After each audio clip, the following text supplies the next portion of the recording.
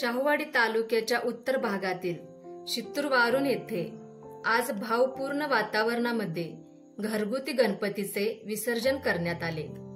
गावातले सगळे गणपती कालिका मातेच्या मंदिरासमोर एकत्र जमल्यानंतर मंदिराच्या आवारात सगळ्या महिला मुली झिम्मा फुगड्यांचा फेर धरतात। मानाचे सगळे गणपती मंदिरासमोर दाखल होताच गणपतीची सामुदायिक आरती होते आणि त्यानंतर गावातील सगळ्या गणेश मूर्त्यांसह गणेश भक्त एकत्रच गणपती बाप्पा मोरया पुढच्या वर्षी लवकर याच्या गजरात नदीच्या दिशेने चालू लागतात।